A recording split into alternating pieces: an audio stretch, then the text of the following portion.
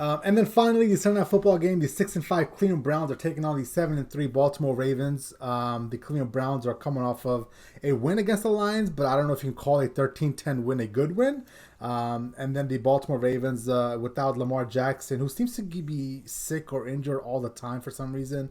Looks like they're coming off of one with Tyler Huntley up in Chicago that might have ended Nagy's career. But Puma, who do you got winning this game, man? Jesus, I'm going to go with the Baltimore Ravens. They're at home. The Cleveland Browns. You got like the game operation where you get the dude and you have the tweezers and you're trying to take the bones out without hitting the side, or you get the buzzer hitting you. That's basically Baker Mayfield right now. He's got a torn labrum in his non-throwing shoulder, really bad bone bruises in his knee, and a bone bruise on his heel, and he's moving like geriatric Ben right now. And, I'm not going to question his toughness. He's going out there. He's trying to ball. He's trying to do something. Plot twist. I have the Baltimore Ravens. I have the Baltimore Ravens on Sunday night, so whatever, man. Fuck Baker. Wow. Well, it's going to be a clean sweep. I think the Ravens are going to win and cover the 4 points that they're getting given here in this game. Cleveland really has fallen apart, and I was here in the offseason saying they were going to finish in last place in the division, and early in the season I started drinking the Kool-Aid too. I came right off of that. I thought they were going to win the division, and now I'm going back to my preseason take where I think there is a strong chance, and it's most likely going to happen, that they're going to finish in the basement of this division, just because more or less of what you just laid out, Jay. The behavior for Baker Mayfield after that game is just inexcusable, uncalled for, from a professional quarterback who's supposed to be the leader of your team.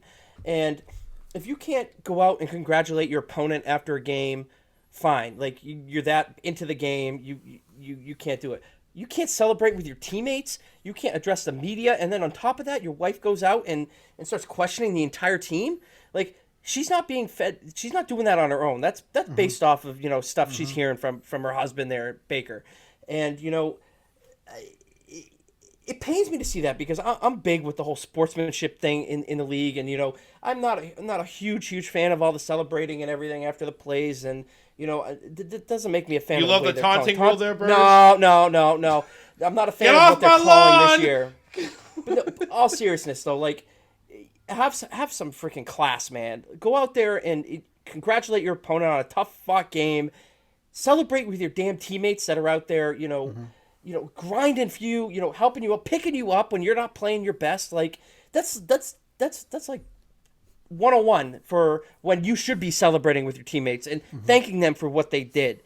Instead, you choose to act like this. It's classless. And, this team's in free fall. I think that the Ravens are better coached than Cleveland. And, they squeaked out a win with a backup quarterback on short notice. Yes, it was against a bad Chicago Bears team, but still, you still went out there and you grinded and you fought to the last minute and got the win in that game. Yeah. So, as much as I want Cleveland to win this game because of the way the seeding is going to play out in the playoffs for my Patriots, I can't pick against the Baltimore Ravens, and I think that this has a potential to be kind of a blowout, especially if Lamar Jackson is playing and he's right. Parker agrees. He's with the Ravens here too, so it's a full clean sweep of this. And Jay, I'm starting to get right behind you on Baker Mayfield. I could possibly, and I would overlook the fact that he didn't congratulate the other team. He didn't go shake hands in the middle of the field. I see Brady do it all the time. It is what it is. That's fine. But Brady does it in defeat and in losses where he just walks off the field. This dude didn't do it in a win. And then on top of that, he decides not to celebrate with his teammates when, this is a great, a great joy when you beat anytime you get a win in the NFL, you're supposed to have a great time, right? And then the worst thing is, usually when you go to do the podium, that's the best time as a quarterback for you to talk up your offensive line, people, the coaching staff, that puts all this hard work in during the week, defense, people, and, parts of the team that don't get the limelight as a quarterback. And you, because of your bad performance, decide to walk away from that obligation and not prop up your teammates. It tells me a lot about who he is. He seems like a very self-centered guy, a very selfish guy, and it's all about him. We knew this about him in college. I mean, the incidents he's had and the bad judgments he made back in college with being arrested and running from the cops and doing the bullshit where he planted the flag at Ohio Stadium, and that's to rub all of us in Ohio the wrong way. And now look at what he did against Kansas, grabbing his exactly jockstrap pretty much. All that's coming back to bite him in the ass. Now, all of it is being used against him, and truthfully, he deserves every single minute of it. Now, just to play a little bit of a contrarian here on this, look at what the Browns were going through before he came in to kind of stabilize that position.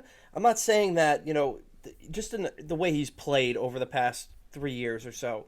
Like, the Cleveland Browns were known, and you remember the jersey with all the names of all the Cleveland Browns quarterbacks that come through. I mean, Baker did come in, get them to the playoffs last year, and pretty much should have beaten the Kansas City Chiefs in that game last year. Well, that's my problem right there. My problem is he's just good enough to get you in the playoffs, but he won't be able to take down a Patrick Mahomes in a playoff game. And the fucked up part is Patrick Mahomes wasn't even on the field for that game. He got concussed. Chad Henne was in, and he still couldn't beat him. He still couldn't outduel Chad Henne, man. And that's what the problem with Baker is. He's just good enough to give you hope, but he's not going to get you over the hump. And I understand Cleveland, they're one of those teams, one of those towns that just want to grab onto something, and Baker could be that guy.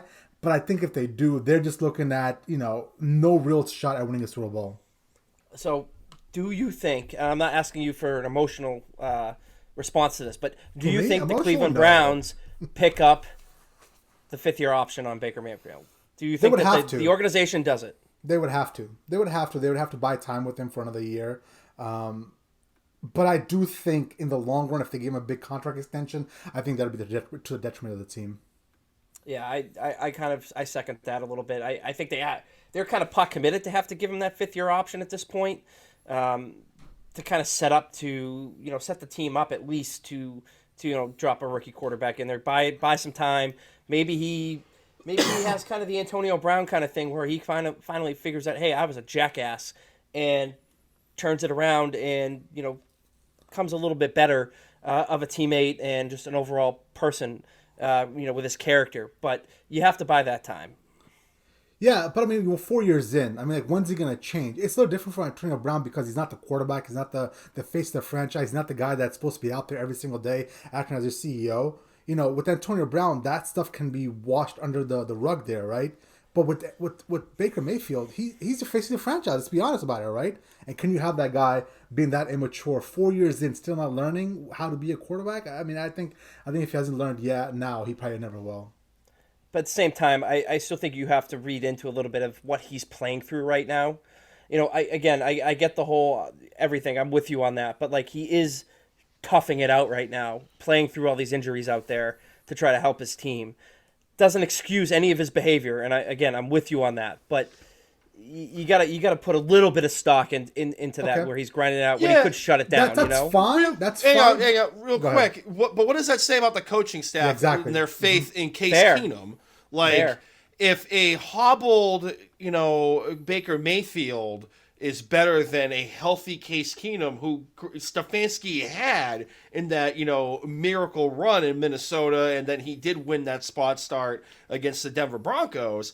I mean, me personally, just looking at Baker trying to move after a play a couple of yards down the field, you're telling me he's better than Case Keenum when all he has to do is hand the ball off?